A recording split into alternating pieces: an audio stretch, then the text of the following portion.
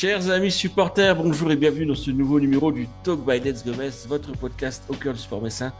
On va revenir aujourd'hui sur la victoire du FC Metz samedi dernier face à Clermont. Victoire 3-1 dans un stade Saint-Symphorien devenu une forteresse imprenable cette saison. Des buts, du beau jeu et une course haletante à la montée avec Lorient et le Paris FC. Pour en parler, j'accueille mes deux chroniqueurs du jour, à commencer par Virginie Bernard. Salut Virginie. Salut, salut, comment ça va tout le monde? Bah ça va, écoute, pleine forme. Et toi? Bon, écoute, ça va, le FC Metz gagne, alors tout va bien. Super. Et avec toi, la jeune garde de Let's Go Metz, Gauthier Carboni. Salut Gauthier. Bonjour Gérald, bonjour à tous et bonjour Virginie. Première émission, ça va être intéressant d'avoir un avis un peu différent. D'habitude, je crois que j'ai fait deux émissions avec Arthur notamment, donc ça va être différent. Peut-être des débats un peu. C'est pas le même style, hein, effectivement. Alors les amis, 11e victoire de la saison pour les hommes de Stéphane Mignan qui ont su rapidement se mettre à l'abri. Un match qui aurait pu être un peu plus équilibré, et donc si Clermont n'avait pas offert sur un plateau les deux premiers buts au Grenat. Virginie, on n'a pas vraiment tremblé samedi, mieux encore, après le nul compliqué à Bastia, les Messins nous ont rassurés face à Clermont. Oui, on a vu un autre FC Metz, une autre mentalité, mais on a vu une autre équipe aussi en face. Là, c'était pas Bastia, c'était pas la même hargne. Je veux dire, Clermont nous a laissé quand même assez jouer. Clermont était défensivement pas bon. Je vais pas accabler le gardien, mais je pense que sur deux buts, le premier et le dernier, bah, il est vraiment fautif. Donc, même si le but d'Idrissa Gueye est beau, le placement du gardien fait que bah, le but est possible, hein. Et puis, bah, la faute de main, bien sûr, sur le premier but. Non, c'était pas sa soirée. En même temps, pas très aidé par, j'ai trouvé l'animation de Clermont. Plutôt souligner aussi le bon match des Messins, qui a été plutôt bien géré. Alors, la boulette de Kofi Kwao, on a du mal à la comprendre, on a du mal à comprendre ce qu'il a voulu faire, mais j'arrive pas à taper sur Kofi Kwao et j'ai pas du tout envie parce que bah, il fait quand même un super match. Je trouve qu'il prend vraiment en puissance. Il a un rôle complètement hybride. Il est très haut sur le terrain. Il centre énormément.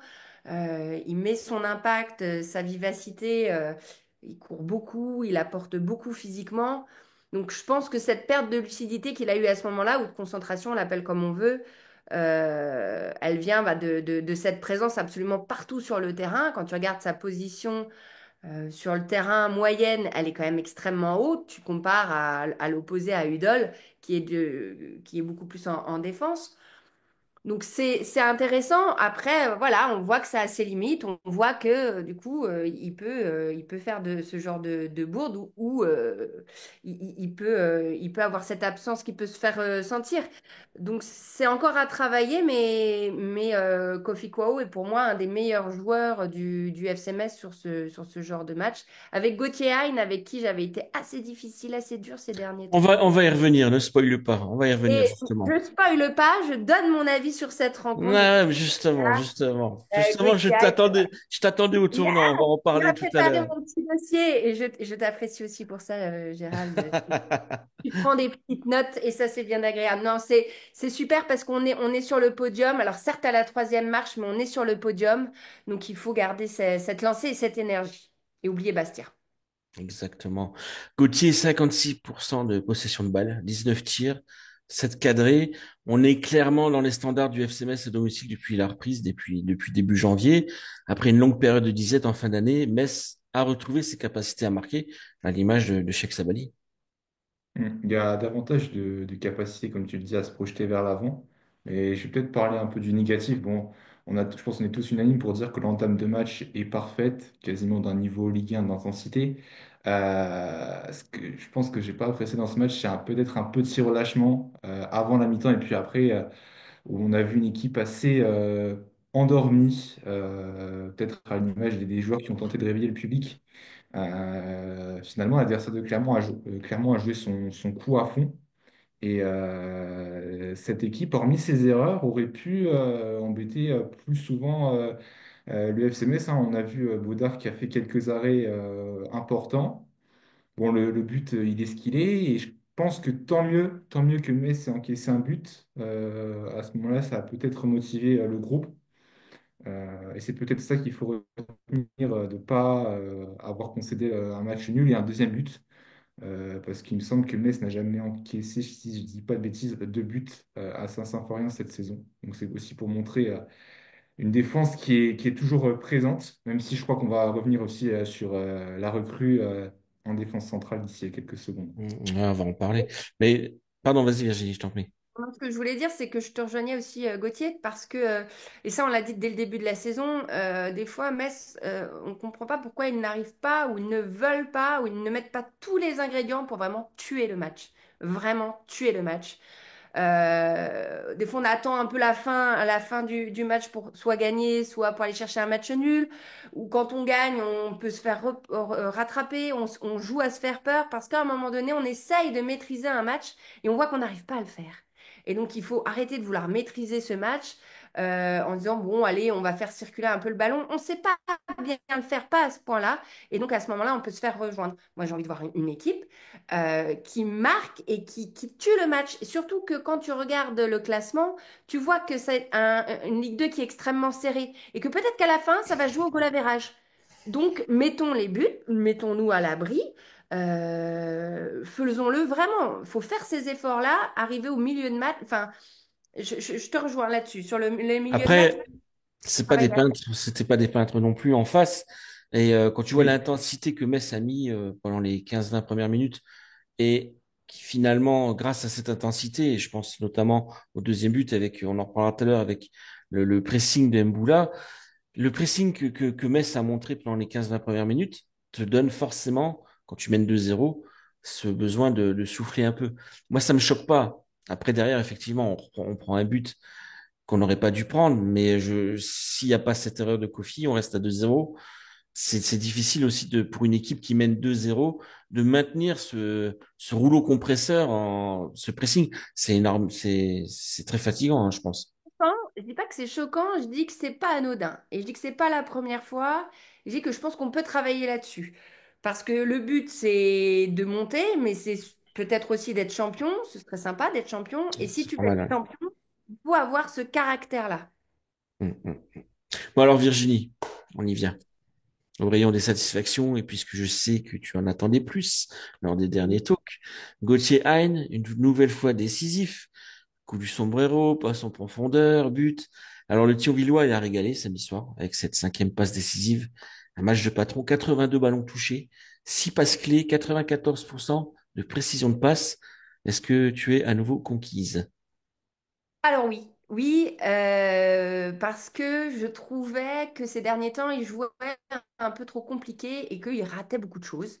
Il n'a pas cherché la facilité pour autant, il a eu plus de réussite, à savoir, est-ce que c'était aussi grâce à l'adversaire? Je vais dire que non, je vais dire que c'est grâce à son talent, au fait qu'il croit en lui, et en ça, on reconnaît quand même les sportifs de très haut niveau. Donc je le félicite, je le vois voilà, qui fait partie de ce cœur messin, qui fait partie de cette animation offensive qu'on commence à trouver. Et si Gay marque ce but, c'est grâce au gardien clermontois, mais aussi grâce à Gauthier Hain. Donc franchement, on peut, il fait quand même plaisir à voir. J'en attendais plus de lui parce que je savais qu'il pouvait faire mieux. Coup de pied arrêté encore à travailler, j'en veux encore plus, je veux plus de coups francs cadrés. Ce sera sa petite fiche de poste pour la prochaine fois à travailler.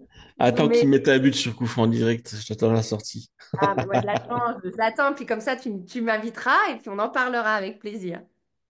Alors Gauthier, quand on voit ce milieu de terrain, Heinz Tanguy, qui a lui aussi fait un match magnifique d'ailleurs, on se dit, ça y est, enfin, après toutes ces années de pauvreté tactique, de jeu, on prend de nouveau du plaisir en allant au stade.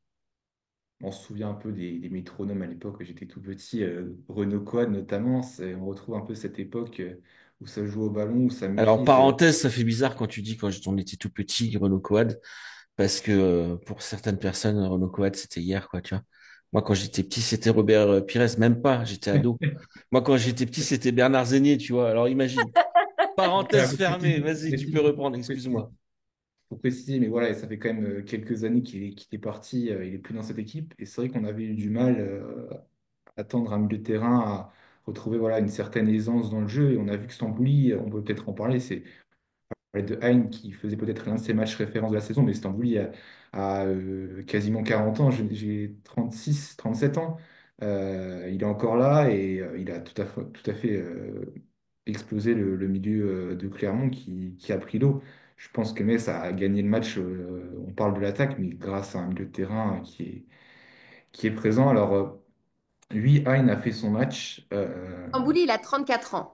34 ans, ouais, je suis un peu Ouais, gourmand. donc Ah, là, mais 45, tu sais, 40 ans. Alors attention, t'es tu vraiment sais, très quand très tu as jeune. 18 ans, Parce que c'est un vieux, c'est 34 ans, ouais, ouais, c'est un vieux, 34, quoi. 40, c'est pareil. Non, non, non, non, non, jeune homme. Non, et pour revenir sur Hein, il a trouvé son match en fait. Il a trouvé son match. Je pense, il avait des adversaires en face qui lui ont permis de montrer ce qu'il était capable et de montrer ses qualités. Alors, face à d'autres équipes et face à Guingamp, est-ce que ça sera la même chose? Moi, j'attends beaucoup de ce joueur. Hein, il était quand même l'un des joueurs de la Ligue 2 il y a 1 ou 2 ans de mémoire. Est-ce qu'il est encore parti pour l'être cette saison? Je crois qu'il y a eu un débat quelque part, droite à gauche. J'en entends encore plus, notamment sur voilà, la finition. Alors, il est à 6 buts cette saison. Tu disais cinquième passe décisive. Mais pour moi, on doit être capable de compter sur lui sur des phases offensives à la finition parce qu'il se procure des occasions personnelles. Et alors, justement, la question, c'est pour moi, je me demandais, est-ce qu'il en fait peut-être un peu trop sur le terrain aussi? Ouais, bah, c'est ce que reprochait justement Virginie. Moi, je trouve pas, moi, des footballeurs comme ça n'en feront jamais de trop, sauf s'il n'y a pas de rendement derrière. Moi, pour moi, c'est des footballeurs un peu à l'ancienne, des créateurs, des mecs, quand ils touchent le ballon, à tout moment, il peut se passer quelque chose. Et ça manque, je pense, ça manque de joueurs comme ça, quelle que soit la division. Donc, j'ai un peu de mal, moi, avec ce discours de ah, il en fait beaucoup, il essaye de tenter des trucs et tout. Ah, mais derrière, il y a aussi l'efficacité. Ça se voit dans les chiffres, quasiment à chaque match. Donc, laissons les créateurs faire du beau football. Après tout, c'est un peu ça qu'on recherche quand on va au stade, c'est avoir des émotions. Et c'était aussi le discours de Stéphane Le Mignan quand il est arrivé en début de saison, c'était redonner du plaisir aux spectateurs. Ben, un mec comme Gauthier Hein, à côté d'un Stambouli, ben, ça donne du plaisir, quoi. Voilà, ça c'est mon avis. Évidemment, Gérald, et moi aussi, j'aime le foot créatif. J'aime pas mettre le bus et attendre que ça passe. C'est pas ça. On a souffert ces dernières années au stade Saint-Symphorien à avoir des matchs où il se passait pas grand-chose. La remarque que je faisais, c'était quand à certains moments, tu pouvais être plus efficace en faisant un petit peu moins ou en étant un tout petit peu plus lucide. Voilà, c'était cette lucidité où je disais surtout pour lui, pour s'améliorer lui, et donc forcément avoir un meilleur rendement encore. Mais évidemment, c'est un milieu de terrain qui me plaît beaucoup, où tu as quand même du sérieux, Stambouli est là, et tu as des créateurs, et bien sûr que ça fait du bien, et même, je vais aller plus loin dans cette attaque, et on a de la malice avec aussi Sabali, on a de la vivacité, donc franchement, maintenant, on a du sérieux avec un gardien, on a une belle défense, on a un milieu aussi qui coche toutes les cases. Et si, avec Idrissa Gueye qui confirme cette place de numéro 9, on a Hein qui est créatif, on a Gueye qui ferait office de vrai numéro 9, et Sabali avec sa vivacité, sa rapidité de prise de décision. Franchement, tu peux avoir un FCMS carrément convaincant pour monter en Ligue 1. C'est sûr. En tout cas, c'était également la première samedi d'un gars qui s'appelle Uri Michel Mboula, nouveau défenseur central arrivé une semaine plus tôt pour pallier le départ de Fally Kandé. Alors Mboula qui a donc été titularisé dès le premier match du fait des indisponibilités d'Aboubacar Lo et d'Ismaël Traoré. Gauthier, tes impressions sur cette première à Saint-Symphorien? Alors, les impressions, je crois qu'on en a parlé ensemble tout à l'heure. À un moment, j'ai cru le voir jouer latéral. C'est pour dire que sur quelques séquences, il a joué latéral, hein. Sur quelques secondes, quelques minutes. Alors, je pense que tu parles des moments où il y avait une projection de Mathieu Hudol et qu'il fallait peut-être défendre un peu sur le côté gauche. Mais voilà, moi pour moi je l'ai pas vu latéral, mais admettons, je Sur t'écoute. sa prestation, comme tu l'as souligné tout à l'heure, et je l'ai remarqué tout de suite, c'est lui qui fait le pressing pour permettre cette mauvaise passe des Auvergnats qui offre le deuxième but.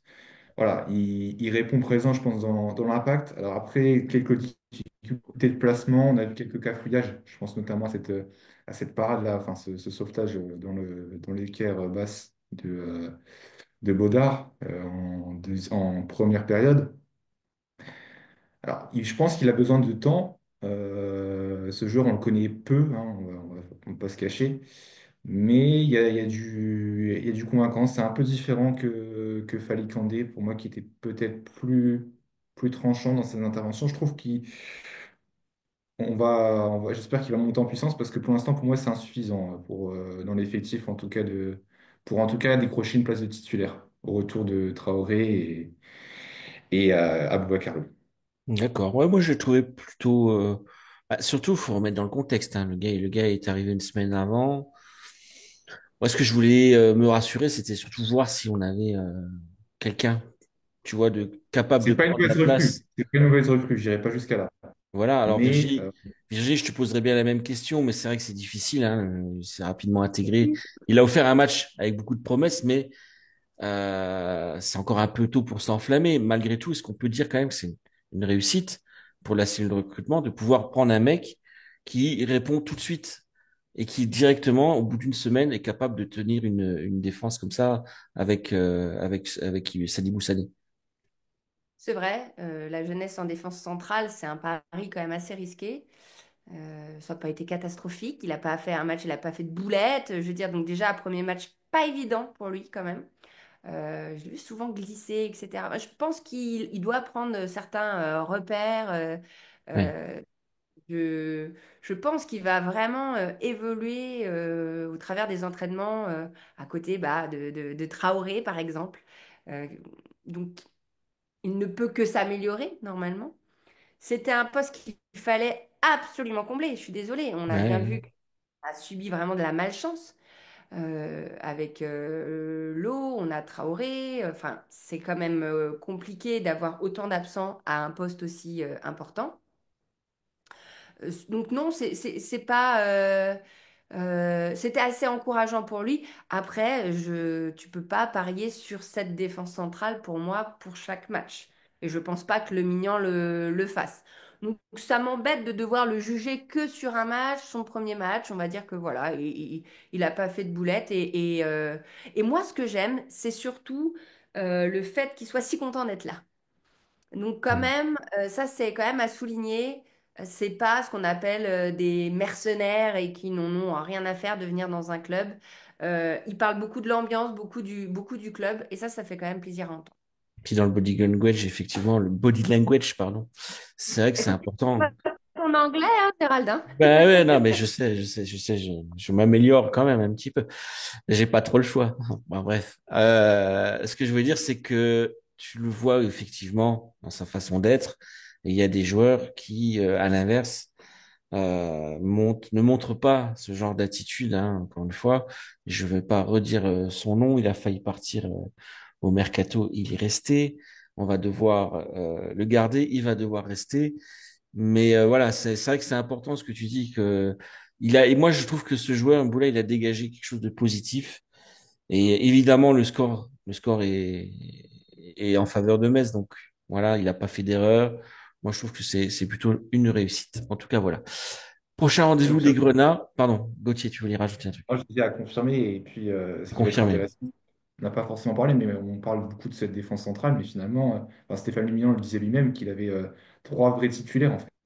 Lo, Traoré et puis Sadibou Boussani. Quand les quatre seront désormais opérationnels, à voir comment il va faire. Est-ce qu'il va faire un match sur deux? Est-ce qu'il y en a que deux, du coup, qui vont être laissés de côté? Ouais, tu sais, C'est la défense centrale, c'est pas le genre de match où tu peux vraiment c'est pas le genre de position, pardon, comme en attaque où tu peux alterner facilement. Ça nécessite quand même beaucoup de stabilité. Et mon avis, dès le prochain match, si Boulot il est sur pied, on retrouve Lo et Sané ensemble. Traoré, même s'il revient, ce qu'on souhaite, hein, parce qu'encore une fois, l'ancien, on a besoin de lui, mais je suis pas certain qu'il reprenne sa place de titulaire tout de suite. Alors, encore une fois, Mboula, je pense qu'il est là aussi pour l'avenir. Et je suis pas certain que voilà, qui vole la place de titulaire à Lou, hein. Ça m'étonnerait, hein. Enfin, on verra. Donc, on verra. Donc, au prochain rendez-vous des Grenats, ce sera dès samedi, avec un match très important, puisque Metz va affronter Guingamp sur sa pelouse. Alors, Guingamp, c'est une équipe en forme qu'on attendait, hein, forcément, hein, à ce niveau-là. Les Bretons sortent une belle série avec une qualification quart de finale de la Coupe de France et un 3-0 infligé à Ajaccio. Alors, c'est un match à 6 points samedi, finalement. C'est un match à 6 points face à une équipe de Guingamp qui a du mal face, j'ai envie de dire, aux équipes qui sont bien classées. Il me semble qu'ils ont perdu contre Lorient, Paris. Voilà, ils ont perdu contre Annecy. Après, ils se sont renforcés avec Théo Lebris qui a déjà marqué un doublé justement à Ajaccio, un joueur qui jouait avec peu de temps de jeu du côté de Lorient. D'ailleurs, c'est un mouvement peut-être l'un des plus beaux coups du mercato de Ligue, en tout cas hivernal. Euh, ouais, honnêtement, je ne sais pas si les Messins vont réussir à mettre les ingrédients pour s'imposer, quoi, parce que j'ai l'impression qu'il faut un déclic. Il faut un déclic. Et c'est peut-être du côté des Côtes d'Armor qui vont réussir à trouver ce déclic, mais ça va pas être simple. Ça va pas être simple. Et je pense que si Metz prend les 3 points, comme tu le dis, Guingamp est hors course. Ouais. Oui, ben voilà, c'est ça en fait. Faut les mettre hors course parce que si jamais on fait match nul ou qu'on perd, on leur laisse la possibilité de revenir. Il est temps quand même de créer une distance parce que là, c'est un C'est ça. championnat qui est serré.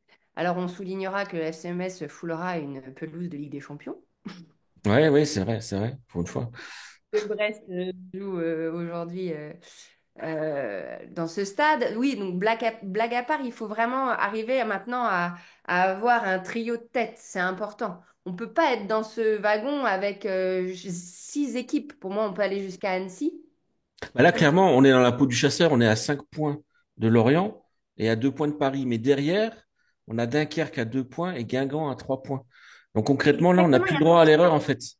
il y a trop de chasseurs. Alors, je dis pas qu'il faut se tirer dessus, mais un peu quand même. Donc, si tu bats Guingamp, tu mets quand même une certaine distance. Surtout que Dunkerque et Paris FC jouent l'un contre l'autre. Idéalement, il faudrait qu'ils fassent un match nul, qu'ils perdent des points. Et là, franchement, là, on passe sur la deuxième marche du podium qui me conviendrait nettement plus. Lorient. Lorient a quand même quelques points d'avance et je pense pas que Lorient fasse de faux pas d'ici un match, ça risque d'être compliqué. Et est-ce Alors, en qu'on plus, on les rencontre plus. Donc, non, on les rencontre plus. Donc à un moment donné, il va falloir si toi tu prends pas tes responsabilités face à des concurrents directs comme Guingamp, ça va pas être possible de monter en Ligue 1. Et encore une fois, je vais vraiment rabâcher la même chose, mais il faut qu'on montre qu'on est prêt à monter en Ligue 1 et qu'on est prêt à jouer en Ligue 1. Parce qu'on ne pourra pas tout changer. Alors, c'est pas possible. Donc, il faut montrer un peu les crocs, il faut montrer que le FC Metz est un leader ouais, affirmé. Pas plus potentiel, affirmé, confirmé. ouais, puis il faut surtout, ben, comme tu l'as dit, il faudrait mieux une place de deuxième. Il faudrait plus viser la place du Paris FC plutôt que les playoffs, parce qu'encore une fois, les playoffs, Parce ça va qu'on va être mentir, long. Et puis, on n'est pas une équipe de coupe. Ouais, c'est mon mari qui arrête pas de me répéter ça. On n'est pas une équipe de coupe. Coupe de France, à chaque fois, on a ouais, l'impression qu'on ne la sacrifie pas, qu'on ne la joue pas ou qu'on ne sait pas la jouer. Et on a bien vu l'année dernière avec les barrages. À un moment donné, il faut vraiment se mettre en sécurité. Je ne revis pas ce qu'on a vécu l'année dernière. C'est pas ouais, ce possible. serait catastrophique. Bah, surtout que là, clairement, si tu restes en Ligue 2, tu perds bah, tes bons éléments. Je pense pas qu'un Stambouli, tu peux le re-signer. De Minguet, tu le gardes que si tu montes. Avec plaisir. Baudard, pareil. Enfin, voilà, ça va être compliqué, quoi. Un petit prono avant de se quitter, les amis, pour ce match. Gauthier. Tu me prends le cours là, Gérald. Allez, 2-1 pour Metz. 2-1 Bien, pour Metz. Là, pour parler de Metz. Donc, honnêtement, les Grenats, avec ce qu'ils nous ont montré face à Clermont, je pense qu'ils vont, s'ils mettent un pressing, de l'intensité, de l'envie, de la motivation dès le début de match, à l'extérieur, face à Guingamp. Il va aussi jouer sa chance à fond. Je pense qu'on va avoir un match disputé. Mais pourquoi pas les coups de pied arrêtés sur ce match-là? Allez, un petit pronostic, ça serait les coups de pied arrêtés, un but sur coup de pied arrêté pour Metz qui permettrait une victoire. Genre un coup franc en pleine lunette de Gauthier Hain pour Virginie. Moi, je dirais 1-0. Allez. Voilà, je suis extrêmement nul en prono. Gérald, il faut que tu m'en parce qu'en plus, du coup, ça danois. Tu mettrais Guingamp vainqueur? Non, j'ai dit. Ah, 0 pour Metz. 0 pour Metz. Non, mais je disais toi, Gérald. Ah non, mais moi je dis plus rien, comme elle a dit, je suis trop nul en prono. À chaque fois que je dis 3-0 pour Metz, parce que c'est le moment de montrer les crocs, on a un match compliqué comme à Bastia, donc non, je ne dirai rien. Mais par contre, faut pas se contenter du match nul. Vraiment, il faut une victoire. Il faut une victoire. Les amis, le talk touche à sa fin. Merci à vous. Pensez à liker, à commenter, à partager. On se retrouve très vite sur lesgones.com. Et dès la semaine prochaine pour un nouvel épisode du talk, on parlera de ce match de Guingamp. En attendant, prenez soin de vous. Bye bye. Salut. Salut.